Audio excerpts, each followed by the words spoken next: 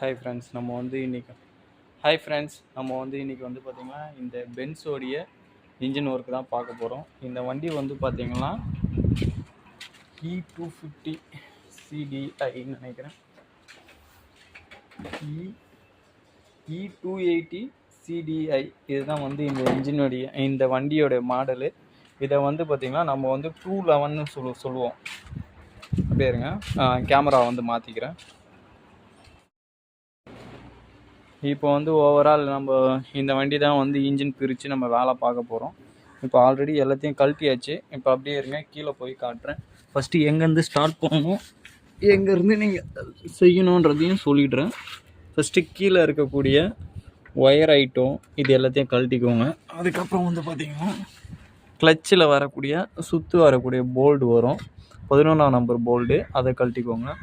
இது வந்து ஆட்டோமேட்டிக் டிரான்ஸ்மிஷன்றதுனால இதுக்குள்ளே வந்து பார்த்திங்கன்னா போல்டு வரும், மொத்தம் 6 போல்டு வரும். இந்த போல்டை கழட்டினா தான் வந்து கீர் பாக்ஸ் வண்டியில் இருக்கும், நம்ம இன்ஜின் மட்டும் வெளியில் எடுக்கலாம்.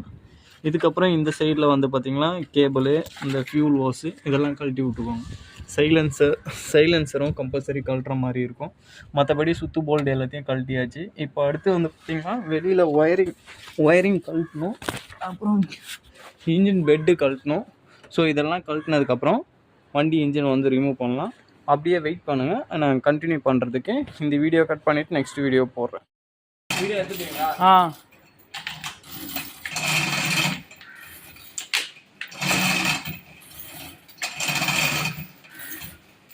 நியூட்ரல்ல இருக்கா வண்டி?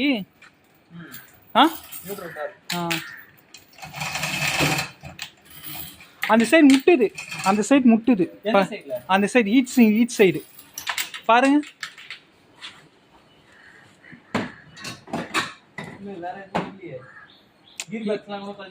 அப்படியா? சரி, இல்லை ஃப்ரீயாக தான் இருக்கு.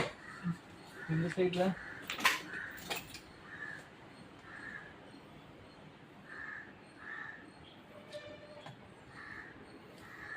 வேற எதுவும் இல்லைல்ல?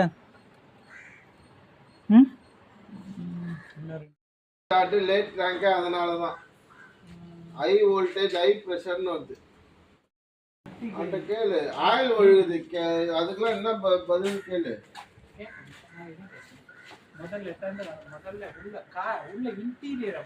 முதல்ல அந்த